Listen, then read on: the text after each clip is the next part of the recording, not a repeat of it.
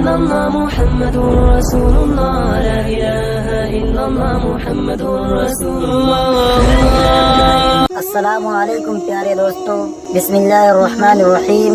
شروع اللہ کے نام سے جو بڑا مہربان نہایت رحم کرنے والا ہے. دوستو، آج کے اس ویڈیو میں ہم آپ کو بتائیں گے کہ حضرت آدم علیہ السلام کو کس طرح پیدا فرمایا گیا. آپ کے جسم مبارک کو بنانے کے لیے کون کون سے مٹی کا استعمال کیا گیا اور وہ مٹی زمین کے کون کون سے حصوں سے اٹھائی گئی، اور حضرت آدم علیہ السلام کو مٹی، پانی، ہوا اور آگ سے کس طرح پیدا فرمایا گیا، اور کیا حضرت آدم علیہ السلام کو اللہ تبارک و تعالیٰ نے خود اپنے دست قدرت سے پیدا فرمایا یا فرشتوں نے حضرت آدم علیہ السلام کی تخلیق کی.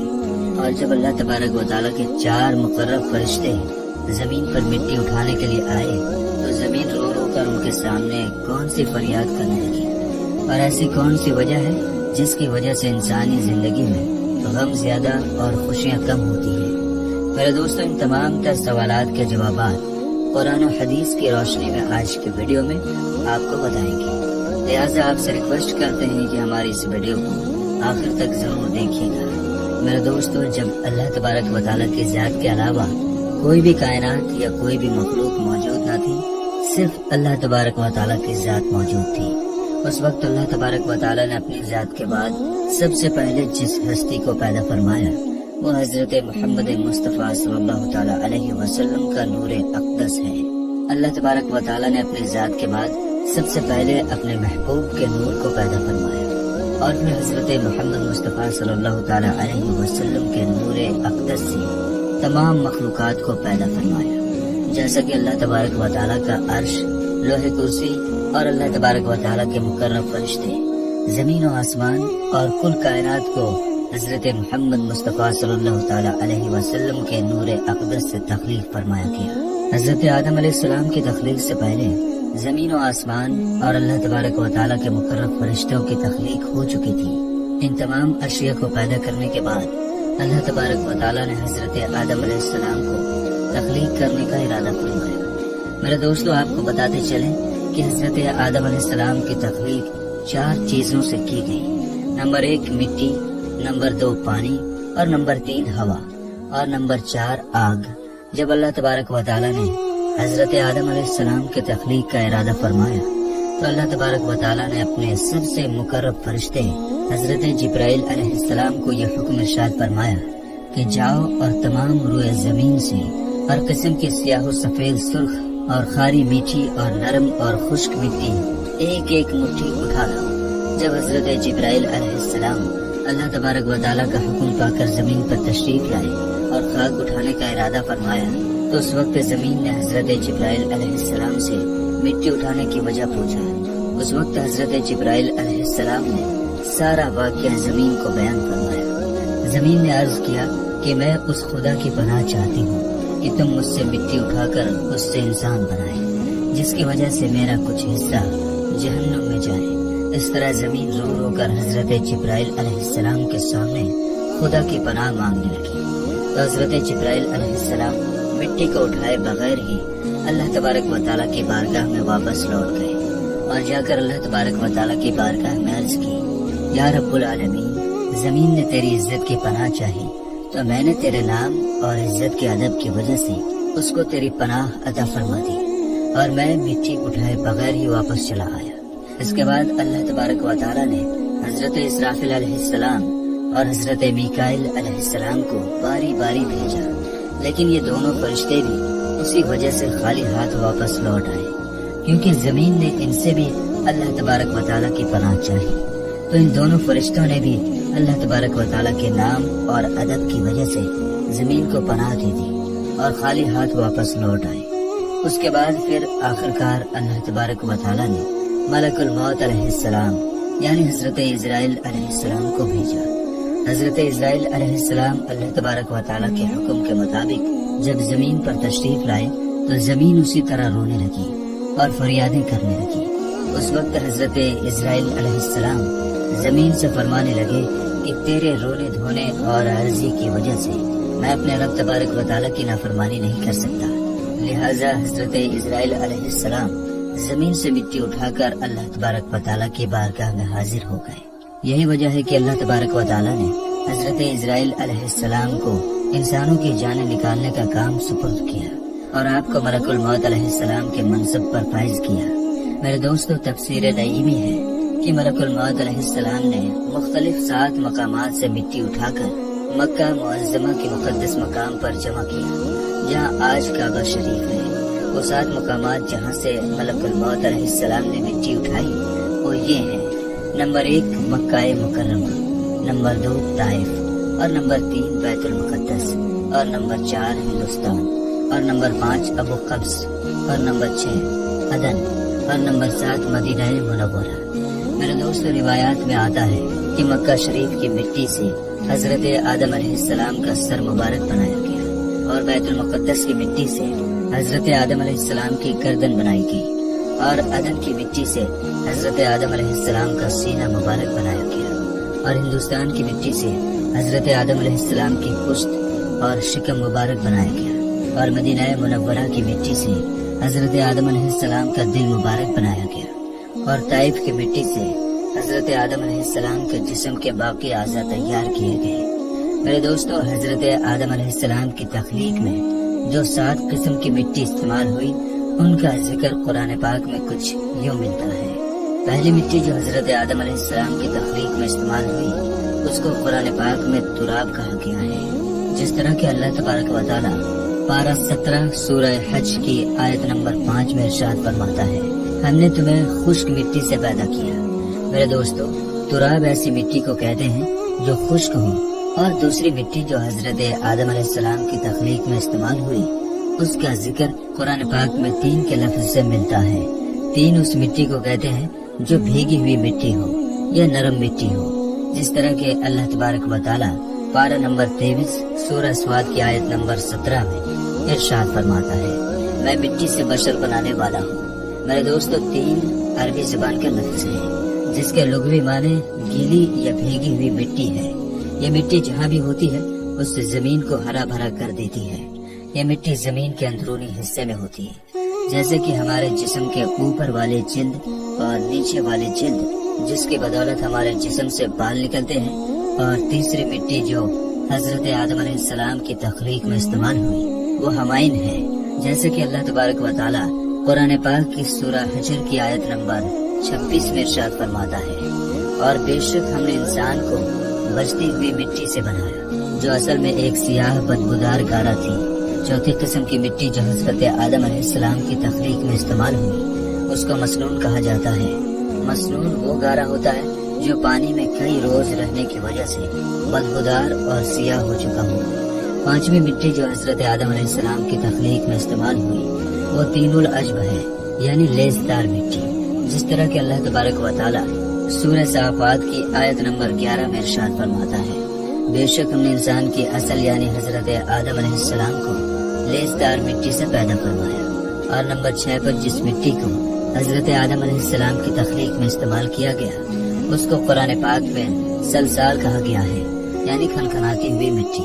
जिस तरह के अल्लाह तबारक व तआला सूरह रहमान की आयत नंबर 14 में इरशाद फरमाता है, इंसान को बचती हुई मिट्टी से पैदा किया गया जैसे कि ठीकरी। और नंबर 7 पर हजरत आदम अलैहिस्सलाम की तख्लीक में जिस मिट्टी को इस्तेमाल किया गया उसको फख्खार कहते हैं, यानी कि पक्की मिट्टी या ठीकरी मिट्टी। मेरे दोस्तों, इस तरह रुए जमीन से मुख्तलिफ किस्म की मुख्तलिफ रंगों की मिट्टी को उठाया गया और हजरत आदम अलैहिस्सलाम को तख्लीक किया गया। इसी वजह से इंसानों के रंगों में भी फर्क पाया जाता है। मेरे दोस्तों, इस तरह जब हजरत आदम अलैहिस्सलाम की मिट्टी को जमा कर लिया गया तो हजरत आदम अलैहिस्सलाम की मिट्टी का गारा बनाने के लिए अल्लाह तबारक व तआला ने 7 किस्म के पानी का इस्तेमाल फरमाया। नंबर 1 आबे फुरात। फुरात उस पानी को कहते हैं जो शीरी और मीठा हो। और नंबर 2 आबे उजाज। आबे उजाज उस पानी को कहते हैं जो खारा पानी हो।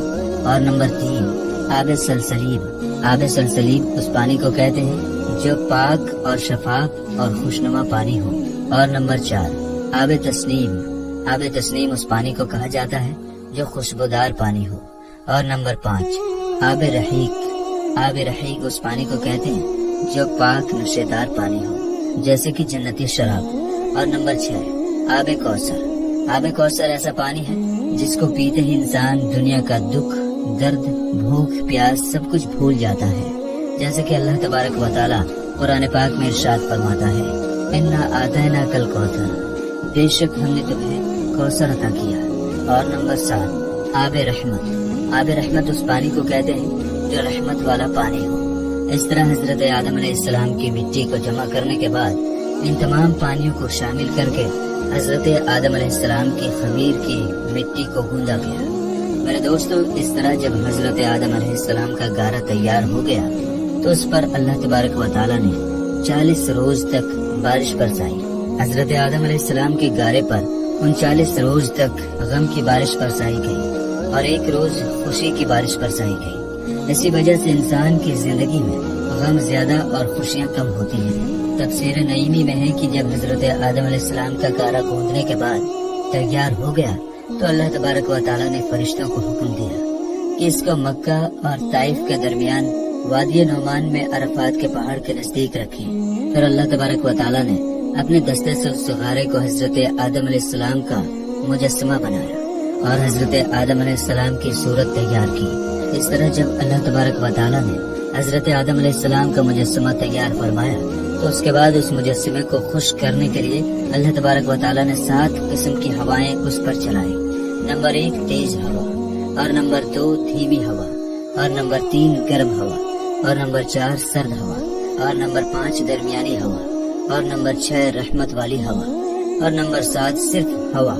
ان 7 قسم کی ہواؤں کی وجہ سے جب حضرت آدم علیہ السلام کا مجسمہ خشک ہو گیا، جس کو مٹی اور پانی سے بنایا گیا تھا، اب حضرت آدم علیہ السلام کے اس مجسمے کو پکا کرنے کے لیے اللہ تبارک و تعالی نے اس مجسمے کو 7 قسم کی آگ سے گزارا۔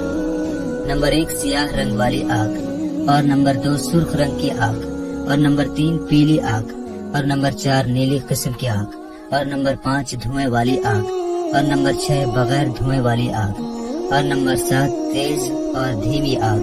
ان 7 قسم کی آگ سے حضرت آدم علیہ السلام کے مجسمے کو گزار کر پختہ اور مضبوط کیا گیا۔ میرے دوستو، اس طرح جب حضرت آدم علیہ السلام کا مجسمہ مٹی، پانی، ہوا اور آگ سے بن کر بالکل تیار ہو گیا اور حضرت آدم علیہ السلام کی شکل و صورت مکمل طور پر بن گئی اور اللہ تبارک و تعالی نے حضرت آدم علیہ السلام کو اپنی پسندیدہ شکل و صورت پیدا فرمایا، جس طرح کہ اللہ تبارک و تعالی قرآن پاک میں ارشاد فرماتا ہے، اور ہم نے حضرت آدم علیہ السلام کو اپنی صورت پر پیدا کیا۔ جب حضرت آدم علیہ السلام کی صورت تیار ہو گئی تو فرشتے اس صورت کو دیکھ کر حیران ہونے لگے اور تعجب کرنے لگے، کیونکہ انہوں نے اس سے پہلے ایسی خوبصورت صورت کو نہیں دیکھا تھا۔ اور جب ابلیس حضرت آدم علیہ السلام کے پتلے کے پاس آیا تو اس کے ارد گرد پھر کر بولا کہ اے فرشتوں، تم اس کو دیکھ کر تعجب کیوں کرتے ہو؟ یہ تو ایک اندر سے خالی جسم ہے جس میں جگہ جگہ سوراخ ہے، اور اس کی کمزوری کا حال یہ ہے کہ اگر بھوکا ہو تو گر پڑے گا اور خوب سیر ہو کر تو چل نہ سکے گا۔ اس کے بعد ابلیس بولا کہ اس کے سینے کی بائیں جانب ایک کوٹڑی ہے، یعنی دل ہے۔ یہ خبر نہیں کہ اس میں اللہ تبارک و تعالی کیا رکھے گا، شاید یہ کہ یہ لطیفہ ربانی ہے، اس کی وجہ سے اللہ تبارک و تعالی نے اس کو خلافت کا حقدار مقرر کیا ہے۔ جب حضرت آدم علیہ السلام کی صورت اور مجسمہ بالکل تیار ہو گیا تو اللہ تبارک و تعالی نے حضرت آدم علیہ السلام کے جسم میں روح داخل کرنے کا ارادہ فرمایا۔ اللہ تبارک و تعالی نے جب روح کو پیدا فرمایا اور اس کو حکم دیا کہ حضرت آدم علیہ السلام کے جسم میں داخل ہو، جب روح حضرت آدم علیہ السلام کے جسم کے پاس پہنچی تو جسم کو تنگ اور تاریک پایا اور روح جسم کے اندھیرے میں داخل ہونے سے ڈرنے لگی۔ تب اللہ تبارک و تعالی نے نور محمدی کو حضرت آدم علیہ السلام کی پیشانی مبارک میں رکھا، جس کی وجہ سے حضرت آدم علیہ السلام کا پورا جسم نور سے چمکنے لگا اور موتیوں کی طرح جگمگانے لگا۔ میرے دوستو، جب نور محمدی حضرت آدم علیہ السلام کی پیشانی مبارک میں رکھا گیا تو وہ روح جو حضرت آدم علیہ السلام کے جسم میں داخل ہونے سے ڈر رہی تھی، وہ خوشی خوشی حضرت آدم علیہ السلام کے جسم میں داخل ہو گئی، جیسا کہ اللہ تبارک و تعالی سورہ حجر کی آیت نمبر 29 میں ارشاد فرماتا ہے، تو جب میں اسے مکمل کر لوں اور اپنی طرف سے خاص اور معجز روح پھونک دوں، تم سب اس کے لیے سجدے میں گر جانا۔ میرے دوستو، روح جب حضرت آدم علیہ السلام کے جسم میں داخل ہونے لگی، ابھی روح سر میں پہنچی ہی تھی کہ حضرت آدم علیہ السلام کو چھینک آئی اور آپ کی زبان مبارک سے نکلا الحمدللہ، اس پر اللہ تبارک و تعالیٰ نے ارشاد فرمایا یرحمک اللہ۔ اور حضرت آدم علیہ السلام اور اللہ تبارک و تعالیٰ کی یہی سنت آج بھی زندہ ہے۔ جب روح حضرت آدم علیہ السلام کی کمر تک پہنچی تو حضرت آدم علیہ السلام نے اٹھنا چاہا مگر گر پڑے، کیونکہ نیچے کے حصے میں روح ابھی نہیں پہنچی تھی۔ اس پر اللہ تبارک و تعالیٰ نے ارشاد فرمایا کہ بے شک انسان جلد باز پیدا کیا گیا، اور جب روح حضرت آدم علیہ السلام کے جسم میں مکمل طور پر داخل ہو گئی اور تمام بدن میں پھیل گئی تو اللہ تبارک و تعالیٰ نے حضرت آدم علیہ السلام کو حکم فرمایا کہ فرشتوں کے پاس جاؤ اور جا کر ان کو سلام کرو اور سنو کہ وہ تمہیں کیا جواب دیتے ہیں۔ تب حضرت آدم علیہ السلام فرشتوں کے پاس تشریف لائے اور السلام علیکم فرمایا تو فرشتوں نے جواب دیا وعلیکم السلام ورحمۃ اللہ۔ اس وقت اللہ تبارک و تعالیٰ نے حضرت آدم علیہ السلام سے ارشاد فرمایا یہی الفاظ تمہارے اور تمہاری اولاد کے لیے سلام کے لیے مقرر کیے گئے۔ حضرت آدم علیہ السلام نے اللہ تبارک و تعالیٰ کی بارگاہ میں عرض کی یا رب العالمین میری اولاد کون ہے؟ تب اللہ تبارک و تعالیٰ نے حضرت آدم علیہ السلام کی پشت مبارک پر اپنا دست قدرت پھیرا۔ اس وقت تمام انسانی روحیں حضرت آدم علیہ السلام کے جسم سے باہر نکل آئی اور حضرت آدم علیہ السلام نے ان تمام روحوں کو دیکھا۔ میرے دوستو، اس طرح حضرت آدم علیہ السلام کی تخلیق ہوئی